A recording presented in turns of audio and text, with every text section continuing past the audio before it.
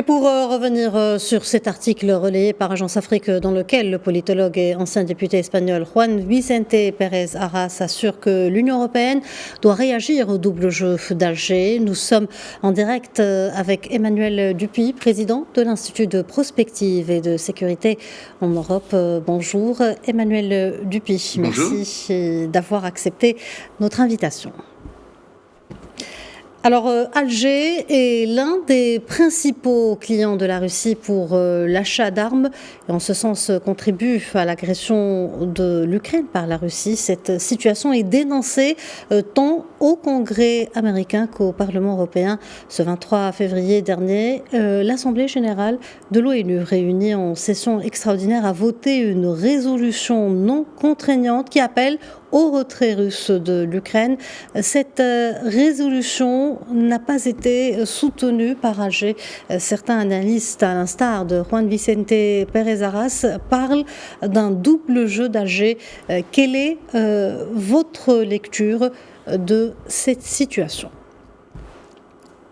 Bon, déjà, ce n'est pas une situation nouvelle, puisque lors du premier vote en 2 mars dernier, l'Algérie s'était abstenue. Avec cette fois-ci une constante, puisqu'elle s'est de nouveau abstenue à l'occasion du dernier vote, le 23 février dernier. Étant beaucoup plus précis, c'est une résolution qui visait non seulement à dénoncer l'agression russe commise maintenant depuis 1 an, mais à rappeler les principes fondamentaux de la Charte des Nations Unies.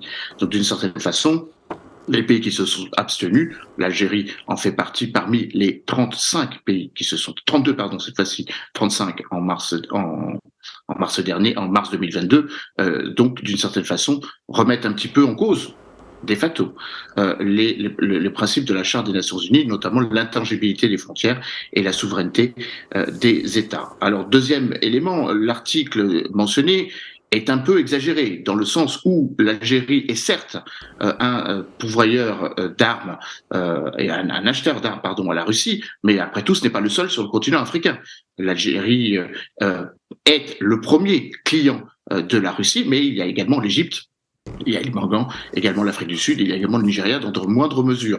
De là à dire que l'Algérie fournit les moyens militaires ou financiers dont la Russie a besoin, cette critique pourrait être beaucoup plus forte vis-à-vis d'autres pays qui se sont également abstenus. Je pense notamment à l'Inde, qui est largement plus créditrice en termes financiers vis-à-vis de la Russie que l'Algérie. Néanmoins, il est une réalité qu'il y a un double jeu, ou en tout cas une lecture que l'Union européenne doit clarifier par rapport aux pays qui ne dénonce pas ouvertement l'agression russe. Très bien. Le politologue et ancien député espagnol Juan Vicente Pérez Arras, cité par l'Agence Afrique, estime ainsi que l'Algérie n'est pas un partenaire fiable et que l'Union européenne doit être cohérente dans ses efforts pour soutenir l'Ukraine face à l'agression russe. Selon lui, l'Union européenne devrait reconsidérer ses partenariats avec les alliés de Moscou et évoque une révision urgente de l'accord d'association entre l'Union européenne et l'Algérie. Qu'en pensez-vous ? Bon, déjà, il faut quand même rappeler les choses. L'Union européenne n'est pas un État, mais une association, une union de 27 États. Donc, s'il doit y avoir une mise à plat des relations avec l'Algérie, elle doit aussi se faire au niveau bilatéral, c'est-à-dire au niveau des relations que un certain nombre d'États ont vis-à-vis de l'Algérie. L'Espagne dans une moindre mesure, l'Italie qui a augmenté son partenariat avec un accord qu'elle a signé maintenant depuis 1 an, avec cette promesse d'acquisition de 3 milliards de mètres cubes de gaz que l'Algérie va fournir à l'Italie. Madame Giorgia Meloni s'est rendue à Alger, le président Tebboune s'était rendu à Rome il y a de cela pratiquement 6 mois. Donc c'est avant tout une décision qui doit être prise par les pays de l'Union européenne. Quant à la remise en cause de l'accord d'association, ne nous y trompons pas non plus. Un accord d'association n'est pas un accord de partenariat.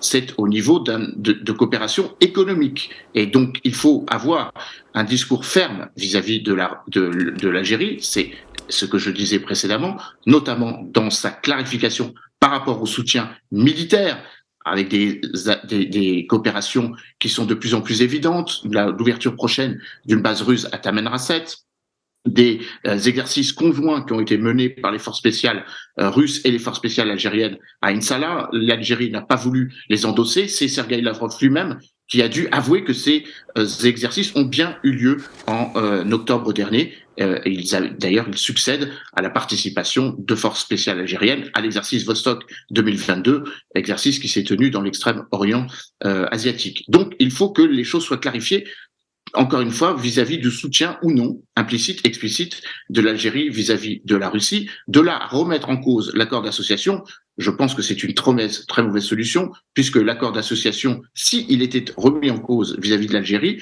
obligerait automatiquement l'Union européenne à repenser ses autres accords d'association, donc les accords d'association complets et approfondis, celles qu'elle a signés avec la Tunisie et singulièrement aussi avec le Maroc. Emmanuel Dupuy, merci pour cet éclairage. Je rappelle que vous êtes président de l'Institut de prospective et de sécurité.